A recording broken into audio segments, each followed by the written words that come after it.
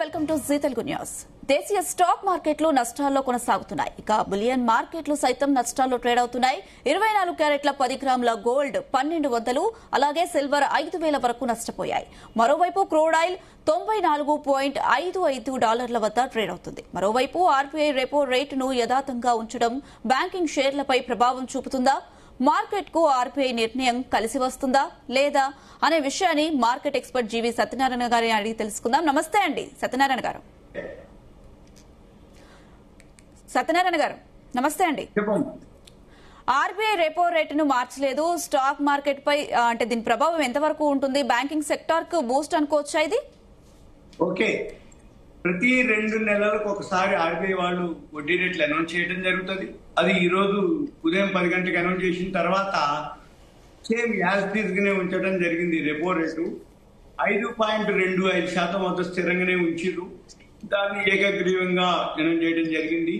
అంటే ఏకగ్రీవంగా నిర్ణయించి అనౌన్స్ చేయడం. ఈ ఆర్బీఐ గవర్నర్ ఎవరైతే సంజయ్ మల్హోత్రా గారు ఉన్నారో ఈ నిర్ణయాన్ని వెల్లడించడం జరిగింది. న్యూట్రల్ అంటే కన్సాలిడేషన్, అలానే యథాతథం అంటారు అనమాట. అంటే అంతకుముందు ఎంతైతే ఉందో అంతే ఉంచడం జరిగింది. దానికి సంబంధించినటువంటి మెయిన్ చూద్దాం. ఈ రెపో రేటు 5.25% ఉంది అంతకుముందు, ఇప్పుడు కూడా అలానే ఉంది, స్థిరంగా ఉంచడం జరిగింది. తర్వాత ఎస్డిఎఫ్ రేట్ ఉంది, అది 5% ఉంది, అది కూడా మార్పు లేదు. ఎస్డిఎఫ్ అంటే ఏంటంటే స్టాండింగ్ డిపాజిట్ ఫెసిలిటీ, అది కూడా మార్పు లేదు. అని ఉంటుంది మార్జినల్ స్టాండింగ్ ఫెసిలిటీ, అది కూడా మార్పు లేదు, సేమ్ ఎలానే ఉంటే అలానే. తర్వాత బ్యాంక్ రేటు అది 5.50 ఉంది, అది కూడా అలానే మార్పు లేదు. ఇక తర్వాత ఈ జీడిపిది మాత్రం కొంచెం 6.6%, ఇప్పుడు అంతకుముందు 6.9%, అది కొంచెం తగ్గించడం జరిగింది. జీడిపి తగ్గుతుంది అనేది ఏది ఈ ఫైనాన్షియల్ ఇయర్ కి, రాబోయే ఈ ఫైనాన్షియల్ ఇయర్ కి. ఇక తర్వాత ద్రవ్యం 4.6% ఉంటే ఇప్పుడు పెరుగుతుంది అనమాట, 5.1%కి పెంచడం జరిగింది. అంటే జీడిపి తగ్గుతుంది, ఇన్ఫ్లేషన్ ద్రవ్యోల్బణం మాత్రం పెరుగుతుంది.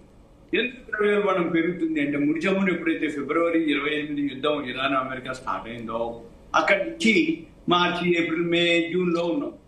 ఈ 3 నెలలు దాటి అంటే సుమారు 100 రోజులకు దగ్గరలో ఉన్నాం, 96-97 రోజులకు దగ్గరలో ఉన్నాం. అంటే ఇన్ని రోజుల నుంచి యుద్ధం జరుగుతున్నప్పుడు ఆటోమేటిక్ గా ట్రాన్స్పోర్ట్ పెరగడం, గ్యాస్ పెరగడం, పెట్రోల్ డీజిల్ పెరగడం, ఇవన్నీ ఏవైతే పెరిగినాయో ట్రాన్స్పోర్ట్ పెరిగి ద్రవ్యోల్బణం పెరగడం జరిగింది. రాబోయే రోజుల్లో ఇంకా పెరుగుతుంది. కాబట్టి ఈ ద్రవ్యోల్బణం అంచనా ఏదైతే ఉందో దాన్ని 4.6 నుంచి 5.1%కి 5.1%కి పెంచడం జరిగింది. ఇకపోతే ఈ వడ్డీ రేట్లు ఈక్వల్ ఉన్నాయి కాబట్టి, వడ్డీ రేట్లు ఏం మార్పు లేదు కాబట్టి ఈ హోమ్ లోన్స్ తీసుకునే వాళ్ళు కానీ, 2 వీలర్స్ అంటే పర్సనల్ లోన్, 2 వీలర్స్ 4 వీలర్స్ ఏదైతే వెహికల్ లోన్స్ తీసుకునే వాళ్ళందరూ ఈఎంఐలు ఏవైతే ఉన్నాయో అవన్నీ యాస్టిస్ని అంతకుముందు ఎలా ఉంది ఇప్పుడు కూడా అలానే కొనసాగుతాయి. ఇకపోతే ఈ అనిశ్చిత పరిస్థితి ఎప్పుడైతే ఫిబ్రవరి 28 తర్వాత ఇరాన్ అమెరికా యుద్ధం స్టార్ట్ అయిందో అక్కడ ఈ భౌగోళిక అనిశ్చిత ఏదైతే రాజకీయ ఉద్రిక్తతల నేపథ్యంలో ఈ ఫైనాన్షియల్ ఇయర్ రేపు ఏప్రిల్ టు మార్చి ఏదైతే ఉందో జీడిపి వృద్ధి మాత్రం బాగా తగ్గుతుంది అనేది వాళ్ళు అనౌన్స్ చేయడం జరిగింది. అయితే అది ఇప్పుడు చెప్తున్నారు కానీ మళ్ళీ ఈ యుద్ధం గనక ఇంకా ఇలానే కొనసాగితే అది ఇంకా కూడా వృద్ధి రేటు తగ్గే అవకాశాలే కనపడుతున్నాయి. ఇకపోతే అది ఏం జరుగుతుంది అనేది మళ్ళీ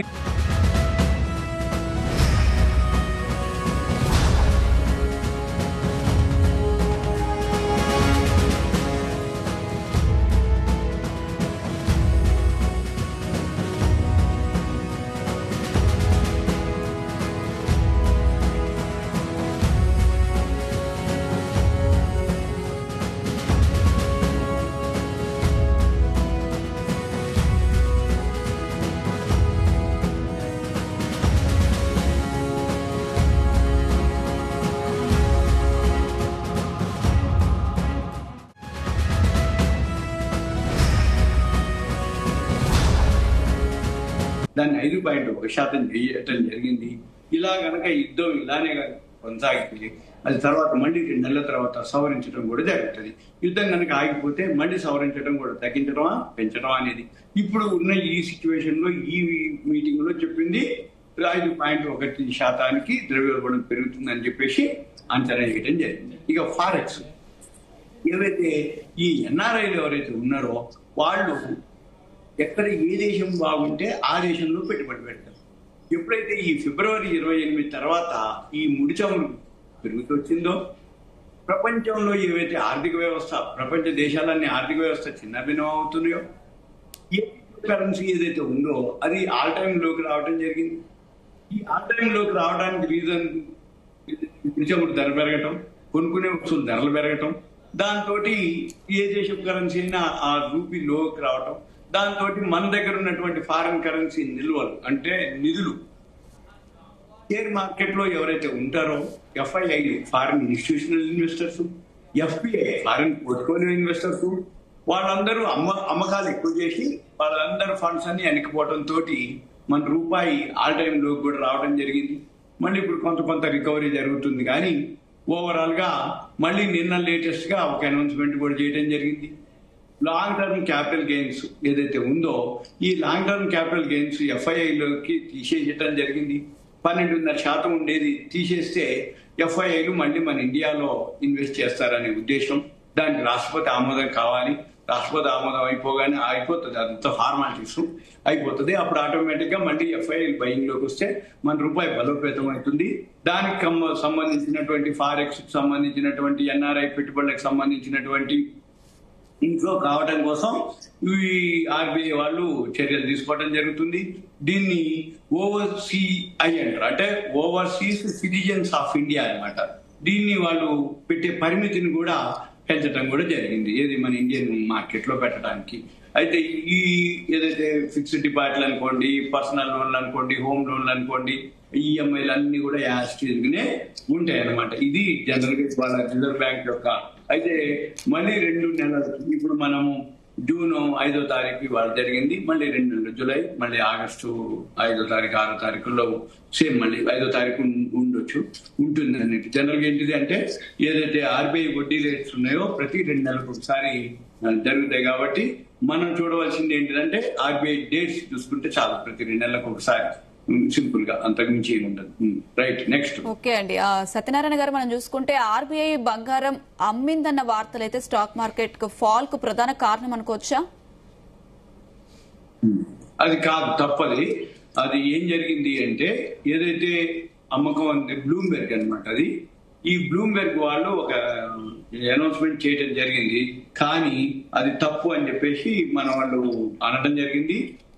మళ్ళీ వాళ్ళు అది కూడా వాళ్ళు ఒప్పుకోవటం కూడా జరిగింది. ఈ ఆర్బీఐ వాళ్ళు బంగారం అమ్మిండ్రు అని బ్లూంబెర్గ్ వాళ్ళు ఒక నివేదిక ఇవ్వడం జరిగింది. ఈ నివేదిక ఏంటిదో చూద్దాం. ఈ బ్లూంబెర్గ్ వాళ్ళ డేటా ఏంటిది అంటే మన ఇండియన్ ఆర్బీఐ వాళ్ళు తప్పుడు లెక్కలతోటి మన దగ్గర అంటే ఏంటిది వాళ్ళు మనం అంటే మన ఇండియా వాళ్ళు అమ్మేసిండ్రు అని. ఎంత అమ్మిండ్రు? 57,000 కోట్ల రూపాయలకి అమ్మేసిండ్రు అనేది వాళ్ళు ఇవ్వడం జరిగింది. అయితే మళ్ళీ మన ఆర్బీఐ వాళ్ళు ఒక అనౌన్స్మెంట్ కూడా చేయడం జరిగింది, ఇది తప్పు అని. మళ్ళీ వాళ్ళు కూడా చెప్పడం కూడా జరిగింది, ఏమని? డేటా క్యాల్కులేషన్ అంటే ధర నిర్ణయించడంలో తప్పులు జరిగింది అని చెప్పేసి వాళ్ళు అనడం జరిగింది. దాంతో కొంచెం మళ్ళీ అక్కడ వాళ్ళ యొక్క నివేదికలో తప్పు జరిగిందని వాళ్ళే హెచ్చుతగ్గులు జరిగింది. అంటే ఏం జరుగుద్ది అంటే లండన్ బులియన్ మార్కెట్స్ అసోసియేషన్ అని ఒకటి ఉంటుంది. వాళ్ళ ధరను బట్టి వాళ్ళు ప్రతిరోజు గోల్డ్ సిల్వర్ ధర నిర్ణయిస్తారు వరల్డ్. వాళ్ళు ఏదైతే ధర నిర్ణయించిండ్రో ఆ నిర్ణయించిన ధర మనకు తర్వాత తెలుస్తుంది. ఈ రోజు ఏదైతే మన దగ్గర నిల్వలు ఉన్నాయో లండన్ బులియన్ మార్కెట్స్ అసోసియేషన్ ధర నిర్ణయించిన ప్రకారంగా మన వాళ్ళు దాని క్యాల్కులేషన్ ఇస్తారు. అయితే జనవరి 30 తర్వాత గోల్డ్ సిల్వర్ ధరలు కంటిన్యూగా పట్టడం జరిగింది. జనవరి 30, ఫిబ్రవరి, మార్చి, ఏప్రిల్, మే, జూన్ అంటే కంటిన్యూగా ఎప్పుడైతే ధరలు తగ్గిందో ఫిబ్రవరి 28 యుద్ధం తర్వాత ఇరాన్ అమెరికా ఇంకా పట్టడం జరిగింది. ఎప్పుడైతే యుద్ధం బాగా పడుతూ ఉన్నదో ఈ క్యాల్కులేషన్ లో బ్లూంబెర్గ్ వాళ్ళు ఏంటిది అంతకు ముందు అంటే మన దగ్గర ఏవైతే నిల్వలు ఉన్నాయి కానీ అమ్మలేదు, కానీ వాళ్ళు ఏమనుకున్నారు ధరలు తగ్గినాయి కాబట్టి క్యాల్కులేషన్ లో మిస్టేక్ తోటి మనం అని చెప్పేసి వాళ్ళు అంచనా వేయటం జరిగింది. వాళ్ళు మళ్ళీ చెప్పడం జరిగింది, రిజర్వ్ బ్యాంక్ వాళ్ళు మనం ఎక్స్ప్లెనేషన్ ఇవ్వడం జరిగింది, ఏమని? మేము అమ్మలేదు కానీ ధరల్లో వ్యత్యాసం వచ్చింది అని చెప్పడం జరిగింది. దాంతో మళ్ళీ ఈ బ్లూంబెర్గ్ వాళ్ళు మనం ఏదైతే వాళ్ళు చెప్పడం ఏంటంటే 12 బిలియన్ల బంగారం అమ్మి ఉండొచ్చు అని చెప్పి వాళ్ళు ఒక అనౌన్స్మెంట్ అంచనా వేయడం జరిగింది. అంచనాని మళ్ళీ వాళ్ళు సరిదిద్దుకోవడం కూడా జరిగింది. మళ్ళీ ఇది అంతర్జాతీయంగా ధరల యొక్క వాల్యూ హెచ్చు తగ్గుల్ని బట్టి జరిగిందని చెప్పేసి మళ్ళీ వాళ్ళు ఈ విలువలో మార్పు జరిగిందని చెప్పేసి వాళ్ళు చెప్పడం జరిగింది. ఇవన్నీ కూడా మనం అయితే ఇంతవరకు అమ్మింది లేదు. మన దగ్గర ఇప్పటికి కూడా రిజర్వులు ఇంకెక్కువ ఉన్నాయి. అంటే ఓవరాల్ గా మన దగ్గర అత్యంత సురక్షితంగా 880.52 మెట్రిక్ టన్నుల బంగారం నిల్వలు ఉన్నాయని ఆ నివేదికలు తప్పు అని చెప్పేసి మనోళ్ళు ఎక్స్ప్లెనేషన్ ఇవ్వటం కూడా జరిగింది. మళ్ళీ వాళ్ళు సవరించుకోవడం జరిగింది. మళ్ళీ దీంతో ఇంకా అసలు పిఐబి అని అంటారు అనమాట, అంటే ప్రెస్ ఇన్ఫర్మేషన్ బ్యూరో. ఈ పిఐబి ఫ్యాక్ట్ చెక్ ప్రకారంగా మన నివేదిక ఏం చెప్పిండ్రు, భారతదేశం విదేశీ మారక నిల్వల్లో బంగారం వాటా మనం సెప్టెంబర్ 2025 నాటికి 13.92% నుంచి మార్చి 31, 2026కి 16.7%. అంటే నిల్వలు మనకి పెరిగినాయి. ఇంకా ఏది సెప్టెంబర్ 2025కి మార్చి 31కి మళ్ళీ అప్పటి నుంచి మళ్ళీ మే 22 వచ్చేటప్పటికి 16.85% పెరిగింది. అంటే మనం తగ్గినప్పుడల్లా కొంటున్నాం తప్ప మనం అమ్మట్లేదనేది కూడా ఈ పిఐబి అంటే ప్రెస్ ఇన్ఫర్మేషన్ బ్యూరో వాళ్ళకి ఇవ్వటం జరిగింది. వాళ్ళ నివేదిక ఇవ్వటం కూడా జరిగింది. దీంతో ఈ బ్లూంబెర్గ్ వాళ్ళ నివేదిక ఏదైతే తప్పు దొరికిందని చెప్పేసి వాళ్ళు ఒప్పుకోవడం జరిగింది. వాళ్ళు నిన్న జూన్ 4వ తారీఖు ఆ కథనాన్ని ఏదైతే ఉందో వాళ్ళు పూర్తిగా వెనక్కి తీసుకుంటున్నట్టుగా వాళ్ళు ప్రకటించడం కూడా జరిగింది. ఎప్పుడైతే ఇదంతా జరిగిందో ఈ బ్లూంబెర్గ్ వాళ్ళ ఏదైతే ఉందో ఈ వివాదానికి తెరపడ్డం, అభాండాలు వేయటం, అంటే వాళ్ళ నివేదిక ఇవ్వటం, మన వాళ్ళు ఎక్స్ప్లెనేషన్ ఇవ్వటం, దానికి మళ్ళీ ఈ ప్రెస్ ఇన్ఫర్మేషన్ బ్యూరో వాళ్ళ నివేదిక ప్రకారం ఓకే అని అయిన తర్వాత, కన్ఫామ్ అయిపోయిన తర్వాత ఇక బ్లూంబెర్గ్ వాళ్ళు వాళ్ళ యొక్క అంటే ఆ ఇన్ఫర్మేషన్ ఏదైతే ఉందో కథనాన్ని వాళ్ళు మళ్ళీ వెనక్కి తీసుకుంటున్నట్టుగా అనౌన్స్ చేయడం కూడా జరిగిపోయింది. ఓకే అండి సత్యనారాయణ గారు, అటు చూసుకుంటే Q4 లో మార్కెట్స్ ఎలా రియాక్ట్ అయ్యే అవకాశం ఉందండి? ఓకే, ఇప్పుడు రిజల్ట్స్ అయితే బాగున్నాయి. ఆల్రెడీ ఆల్మోస్ట్ ఆల్ వచ్చేసి ఇంకొక 700 కంపెనీలు రావాలి రిజల్ట్స్. అవి నెగ్లిజిబుల్, వస్తాయి కిందకు వస్తాయి అన్నట్టు. అంటే ఈ కంపెనీ రిజల్ట్స్ బాగలేకపోతేనే అనౌన్స్ చేయరు. ఒకటి, ఈ రిజల్ట్స్ ఎప్పుడైతే బాగలేవో ఆ రిజల్ట్స్ రాకపోయినా, అంటే అది లేట్ ఫీ తోటో లేకపోతే సరిగ్గా లేకపోయినా అవి రావు. కాకపోతే వచ్చిన కంపెనీలు సుమారు 4,400 కంపెనీలు ఉన్నాయి. ఈ 4,400 కంపెనీల్లో వాల్యూ ఉన్న స్టాక్స్ చూసుకొని మనం కొనుక్కోవాలి. కానీ అవి ఇప్పట్లో పెరిగే అవకాశాలు లేవు, కనబడట్లేదు. ఎందుకు లేదు అంటే వాల్యూ ఉన్న స్టాక్స్ తగ్గినా లాంగ్ టర్మ్ కే కొనుక్కోవాలి. ఎందుకు అంటే ఇప్పుడు ఫిబ్రవరి 28 నుంచి ఏదైతే యుద్ధం మొదలైందో ఇరాన్ అమెరికా, ఈ క్వార్టర్ అంటే ఫిబ్రవరి ఫైనాన్షియల్ ఇయర్ మార్చి, ఫిబ్రవరి 28కి మొదలైంది. అంటే మార్చి నెల ఒకటి వచ్చింది ఆ ఫైనాన్షియల్ ఇయర్ లో. మళ్ళీ ఏప్రిల్ మే జూన్, ఈ April May June continue war నడుస్తూనే ఉంది. ఈ 3 నెలలు ఏం డెవలప్మెంట్ ఉండదు, ప్రోగ్రెస్ లేదు. ఎక్స్పోర్ట్స్ కానీ ఇవన్నీ ఇష్యూలు గొడవలో ఉన్నాయి. ఎప్పుడైతే ఇన్ఫ్లేషన్ పెరగడం, జీడిపి తగ్గిపోవడం, ఇప్పుడు మనం 5వ తారీఖులో ఉన్నాం. ఇప్పుడు జూన్ 30వ తారీఖు అయిపోతే మళ్ళీ ఫస్ట్ క్వార్టర్ అయిపోద్ది, జూలైలో రిజల్ట్స్ వస్తాయి. కానీ రిజల్ట్స్ ఏం బాగుండవు. యాన్యువల్ రిజల్ట్స్ అనౌన్స్ చేస్తున్నారు, ఇప్పుడు అవి బాగున్నాయి. కానీ ఫస్ట్ క్వార్టర్ రిజల్ట్స్ బాగుండవు. కాబట్టి ఎవరైతే వాల్యూ ఉన్నాయని కొనుక్కుంటే ఎప్పటి వరకు ఉండాలి, ఈ ముడి చమురు ఇష్యూ అయిపోవాలి, మళ్ళీ కొన్నాళ్ల పాటు, ఒక 6 నెలల సంవత్సరం పాటు వరకు, అప్పటి వరకు మన మార్కెట్లో పెద్దగా పెరిగేది ఉండదు. హోల్డ్ చేయాలి, లాంగ్ టర్మ్ కే ఇన్వెస్ట్ చేయాలి. మళ్ళీ ఇప్పుడు ఫస్ట్ క్వార్టర్ రిజల్ట్స్ అయిపోయిన తర్వాత రిజల్ట్స్ బాగుండవు, ఇంకా పడే అవకాశాలు ఉంటాయి కూడా, ఉండొచ్చు కూడా. మళ్ళీ ఈ ముడి చమురు ఇష్యూ అయిపోవాలి, ఇరాన్ అమెరికా వారు సద్దుమణగాలి, అప్పుడు మళ్ళీ మార్కెట్ పుంజుకోవాలి. మళ్ళీ వీటన్నిటితోటి నవంబర్ 8వ తారీఖు అమెరికాలో మధ్యంతర ఎన్నికలు ఉన్నాయి. ఈ మధ్యంతర ఎన్నికల్లో మళ్ళీ ట్రంప్ కు వ్యతిరేకంగానే ఉన్నది అక్కడ ఈ వార్తలు. మళ్ళీ ఈ మధ్యంతర ఎన్నికలు ట్రంప్ కు కనుక వ్యతిరేకంగా వచ్చినట్లయితే మళ్ళీ మార్కెట్లు ఏం జరుగుతుంది అనేది అప్పటిదాకా వెయిట్ చేయాలి. అంటే ఇక రాబోయే రోజుల్లో ఇప్పట్లో పెద్దగా మార్కెట్లు పెరిగే అవకాశాలు లేవు. కానీ రిజల్ట్స్ బాగున్నాయి, వాల్యూ ఉన్న స్టాక్స్ చాలా ఉన్నాయి. కాబట్టి అవి హోంవర్క్ చేసుకొని కొనుక్కొని లాంగ్ టర్మ్ కనుక ఉండగలిగితే ఓకే, నో ప్రాబ్లం. ఓకే అండి సత్యనారాయణ గారు, ఐటీ కంపెనీలకు ఏఐ భయాలు పోయాయనుకోవచ్చా? ఐటీ సెక్టర్ పాజిటివ్ గా ట్రేడ్ అవ్వడానికి కారణాలేంటి? అండ్ ఐటీ స్టాక్స్ పై ఫోకస్ చేయొచ్చు అంటారా?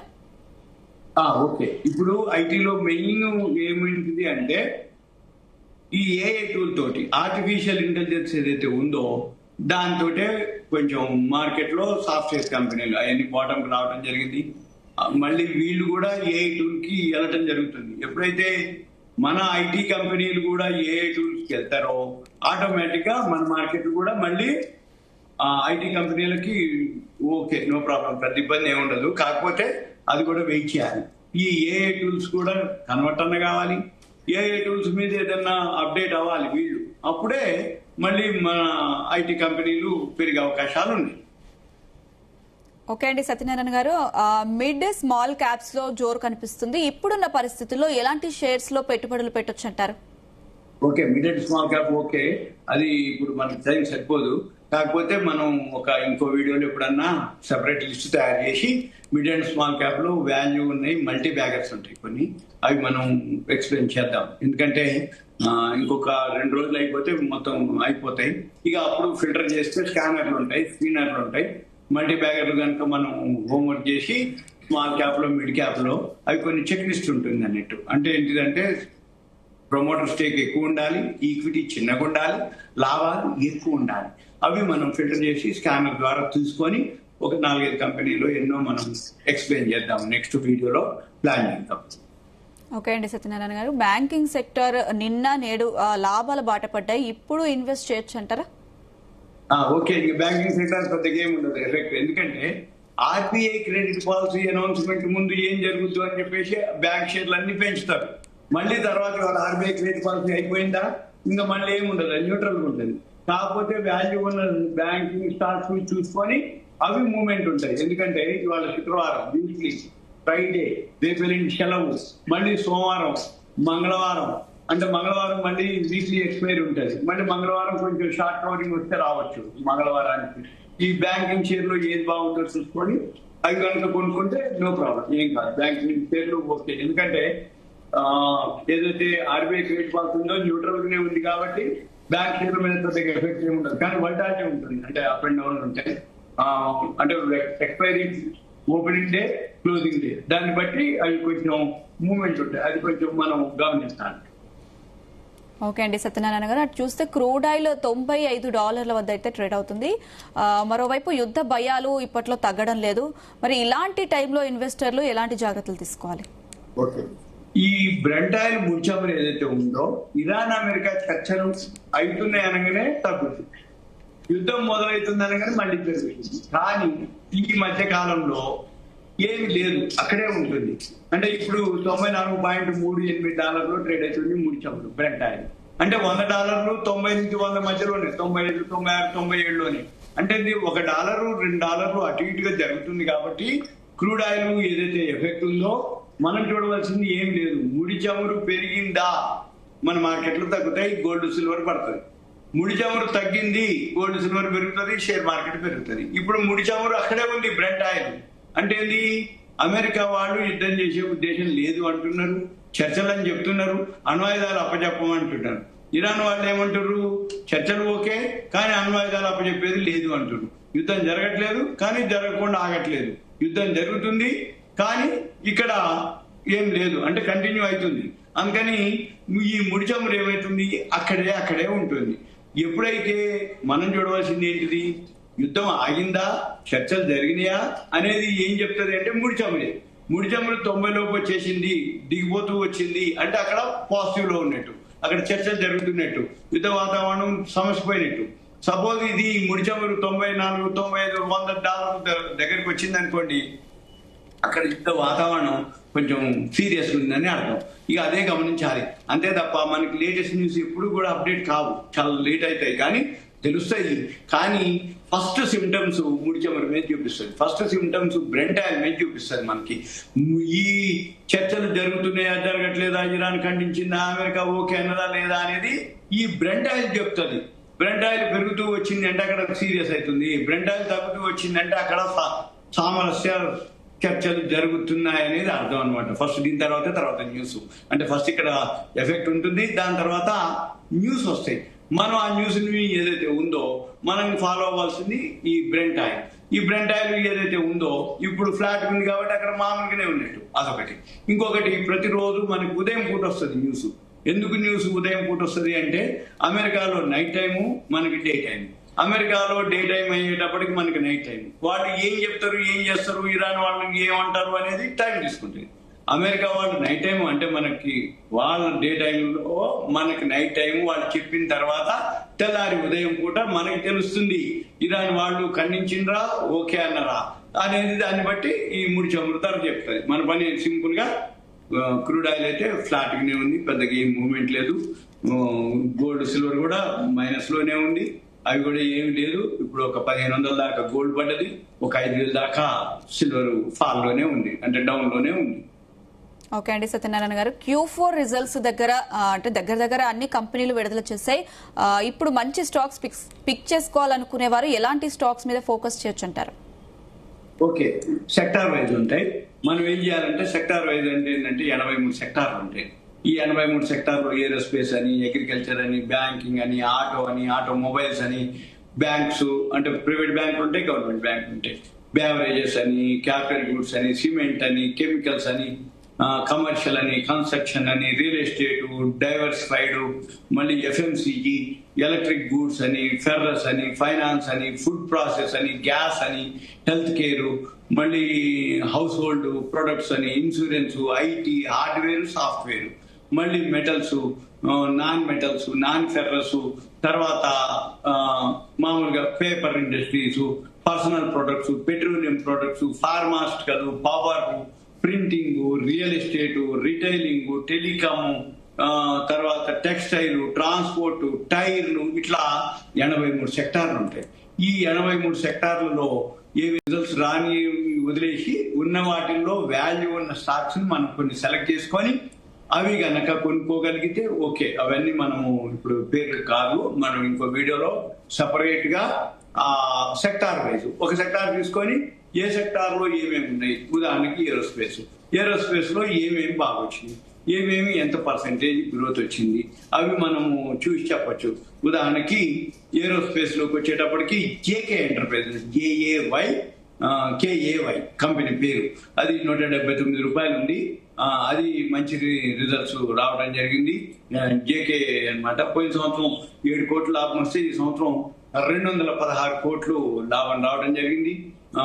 ప్రమోటర్ స్టేక్ వచ్చి 65% ఉంది.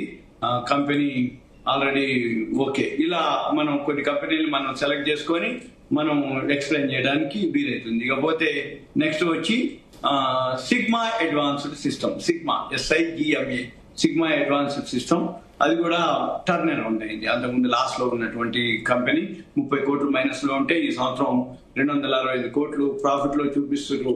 71% ప్రమోటర్ స్టేక్ ఉంది. ఆల్రెడీ అంటే బాగా పైకి వెళ్ళటం జరిగింది, ఫాలో అవుతుంది. ఇప్పుడు కొనొద్దు, వెయిట్ చేసి కొనుక్కోవాలి. తర్వాత దీనికి సంబంధించిన ఏదైతే ఉందో ఇది ఓన్లీ ఇన్ఫర్మేషన్ మాత్రమే. ఎందుకోసం అంటే ఈ ప్రాఫిట్ అండ్ లాస్ లో మ్యానిపులేషన్ ఉంటుంది ఎక్కువ శాతం. వీళ్ళు ఈ సంవత్సరం బాగా చూపించడం జరిగింది, కొంచెం గమనించాలి. ఒక్కసారిగా టర్న్ అరౌండ్ అయింది.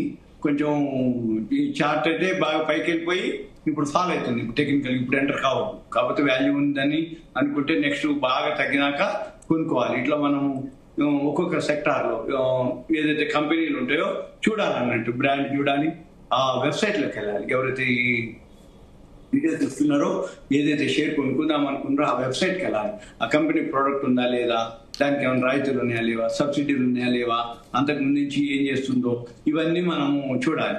ఇక అపోలో మైక్రో సిస్టమ్ ఉంది, అది బాగుంటుంది. ఈ అపోలో మైక్రో సిస్టమ్ వచ్చి పోయిన సంవత్సరం 56 కోట్లు వస్తే ఈ సంవత్సరం 107 కోట్లు వచ్చింది, లాభం డబల్ రావడం జరిగింది. ప్రమోటర్ స్టేక్ వచ్చి 51.98% ఉంది. ఇది కూడా బాగా హైకి వెళ్ళింది. ఇప్పుడు నేను చెప్పేది కూడా రిజల్ట్స్ బాగున్నాయి, బాగా పైకి వెళ్ళడం జరిగింది, కిందికి రావడం కూడా జరుగుతుంది. ఇప్పుడే కొనొద్దు. ఇప్పుడు చెప్పేది పూర్తిగా ఐడియా కోసమే. ఎందుకోసం అంటే బాటంకి లేవు, టాప్ లోకి వెళ్ళిపోయాయి. టాప్ లో నుంచి మళ్ళీ రెసిస్టెన్స్ అంటాం, అంటే ఫాలో అవడానికి రెడీగా ఉంది, ఫాలో అవుతున్నాయి కూడా. మార్కెట్ పడ్డప్పుడు వాల్యూ ఉన్న స్టాక్స్ కూడా పడతాయి, కానీ రిజల్ట్స్ బాగున్నాయి, ఆల్రెడీ బాగా పైకి వెళ్ళి పడుతూ వస్తాయి అన్నమాట. ఇప్పుడు మన పని ఏంది, బాగా పైకి వెళ్ళిపోయి కిందికి వస్తున్నాయి. కిందికి వస్తున్నప్పుడు కొనకూడదు. కాకపోతే మనం హోంవర్క్ చేసి ఒక లిస్ట్ రాసి పెట్టుకొని, లిస్ట్ రెడీగా పెట్టుకొని మళ్ళీ బాటంకి వస్తాయి. టాప్ బాటం రెండు ఉంటుంది. టాప్కి వెళ్ళిపోయి బాటంకి వచ్చినాక బాటంలో బై చేయాలి, టాప్ లో సెల్ చేయాలి. దాన్ని సపోర్ట్ టు రెసిస్టెన్స్ అంటాం. సపోర్ట్ అంటే పెరగడానికి రెడీ ఉంది, రెసిస్టెన్స్ అంటే పడటానికి రెడీ ఉంది. ఇప్పుడు రెసిస్టెన్స్ లో ఉన్నాయి అన్ని కూడా, అంటే ఇంకా పడే అవకాశాలే కనపడుతున్నాయి. వాల్యూ ఉన్న స్టాక్స్ ఉన్నాయి కానీ ఆల్రెడీ పెరిగింది కాబట్టి మనము పడిన తర్వాత మళ్ళీ సపోర్ట్ కి వచ్చినాక, బాటమ్ లోకి వచ్చినాక అప్పుడు మనము కొనుక్కోవాలి. ఇవన్నీ మనము రాబోయే రోజుల్లో సెక్టార్ వైజ్ కొన్ని స్క్రిప్ట్ సెలెక్ట్ చేద్దాం, చేసి మనం కొన్ని ఎక్స్ప్లెయిన్ చేద్దాం. ఓకే అండి సత్యనారాయణ గారు, చివరిగా రేపు ఎల్లుండి మార్కెట్స్ అయితే హాలిడే, ప్రస్తుతం స్టాక్ మార్కెట్లు అయితే నష్టాల్లో కొనసాగుతున్నాయి. ఏంటండి నెక్స్ట్ వీక్ ఎలా స్టార్ట్ అయ్యే అవకాశాలు కనిపిస్తున్నాయి? రేపు ఎల్లుండి సెలవు కాబట్టి మండే మార్నింగ్ కి, ఇప్పుడైతే అన్ని మార్కెట్లు ఫాల్ లోనే ఉన్నాయి. మండే మార్నింగ్ కి మనం ఏం చూడాలి అంటే సింపుల్ గా moneycontrol.com అని ఒక వెబ్సైట్ ఉంటుంది. moneycontrol.com వెబ్సైట్ లోకి వెళ్తే అక్కడ మార్కెట్స్ అని ఉంటుంది. అక్కడ యుఎస్ మార్కెట్లు ఎలా క్లోజ్ అయినాయి ఇవాళ నైట్, మళ్ళీ సోమవారం ఉదయం 7 గంటలకి ఏషియన్ మార్కెట్లు ఎలా ఓపెన్ అవుతున్నాయి, ఆ రెండు చూసుకుంటే చాలు. పాజిటివా, నెగిటివా, న్యూట్రలా అనేది మనకు తెలుస్తుంది. కాకపోతే ఓవరాల్ గా బ్యాంకు ఏదైతే ఆర్బీఐ క్రెడిట్ పాలసీ న్యూట్రల్ ఉంది కాబట్టి మార్కెట్ పెద్దగా ఏం పెరిగే అవకాశాలు కనపడట్లేదు. న్యూట్రల్ గానే ఓపెన్ అయ్యే అవకాశాలు నా సూచన, నా అభిప్రాయం. ఏదున్నా కానీ ఇవాళ నైట్ అమెరికా మార్కెట్లు ఎలా క్లోజ్ అవుతాయి, సోమవారం ఉదయం moneycontrol.comకి వెళ్ళి గ్లోబల్ మార్కెట్స్ ఉంటాయి, అక్కడ కనుక మనం చూస్తే ఈ రోజు రాత్రి అమెరికా మార్కెట్లు ఎలా క్లోజ్ అవుతున్నాయి, సోమవారం ఉదయం ఏషియన్ మార్కెట్లు ఎలా ఓపెన్ అవుతున్నాయి, దాన్ని బట్టే మన మార్కెట్లు పాజిటివా, నెగిటివా, న్యూట్రల్ అనేది తెలుస్తుంది. మనం ఓన్లీ గెస్ చేయొచ్చు తప్ప మనం చెప్పలేము. ఎందుకోసం అంటే వరల్డ్ మార్కెట్లు ఇంకా జరగలేదు, వాళ్ళ రాత్రికి జరుగుతాయి అమెరికా మార్కెట్లు. యూరోపియన్ మార్కెట్లు ఇప్పుడు రన్నింగ్ లో ఉన్నాయి కాబట్టి ఇవన్నీ ఎలా క్లోజ్ అవుతాయి, యూరోపియన్ మార్కెట్ ఇవాళ నైట్ క్లోజ్ అవ్వాలి, అమెరికా మార్కెట్ ఈ రోజు ఓపెన్ కావాలి, అది తెల్లవారుజామున క్లోజ్ కావాలి. మళ్ళీ సోమవారం ఉదయం ఏషియన్ మార్కెట్లు ఎలా ఓపెన్ అయితే చూడాలి. దాన్ని బట్టి గిఫ్ట్ నిఫ్టీ అని ఒకటి ఉంటుంది, మనం దాన్ని బట్టి మండే మార్నింగ్ తెలుస్తుంది. ఓకే అండి, థ్యాంక్ యూ అండి సత్యనారాయణ గారు మీ విశ్లేషణ అందించినందుకు. అలాగే ఇప్పుడు చూసుకున్నట్టయితే దేశీయ స్టాక్ మార్కెట్లు అయితే నష్టాలు కొనసాగుతున్నాయి, ఇక బులియన్ మార్కెట్లు సైతం నష్టాల్లోనే ట్రేడ్ అవుతున్నాయి. ఈ సిచ్యువేషన్ ని అలాగే ఆర్బీఐ నిర్ణయాలను కూడా దృష్టిలో ఉంచుకొని అటు ఇన్వెస్టర్స్ కూడా ఆచితూచి అడుగులు వేస్తూ ఇన్వెస్ట్ చేయాలంటూ కూడా అటు మార్కెట్ ఎక్స్పర్ట్స్ చెప్తున్న పరిస్థితి. ఇది వాళ్ళ business updates. Keep watching Zee Telugu news. నమస్తే.